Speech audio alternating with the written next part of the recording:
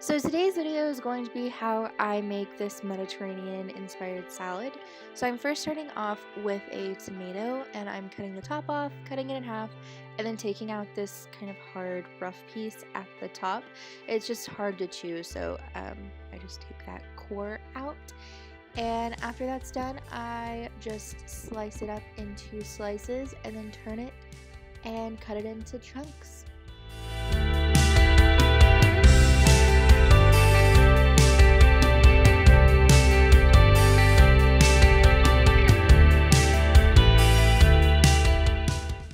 I then use my knife and try to scoop it into the mason jar. It honestly would have been easier if I would have just picked it up with my hand and put it in. But then I'm using a small red onion, and again I'm cutting the top and bottom off and then cutting it into slices and then again into chunks, and then using my knife and just like going over and chopping it into even smaller pieces. I don't like huge pieces of red onion, so I try to make it as small as I can. And then I got smart this time and added the onion in with my hand into the jar, but I only used about half of it.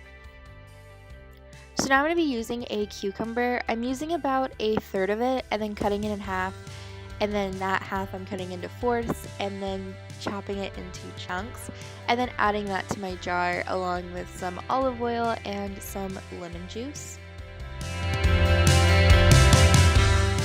Next I'm going to add in one of these little black olive to-go cups and pour it into a bowl because I realized I couldn't stir it in the mason jar.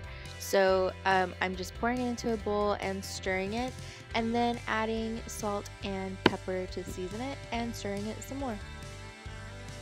Then I'm just adding it back into the mason jar and closing the lid and putting it in the fridge, and that's it. That is how I like to make my Mediterranean inspired salad.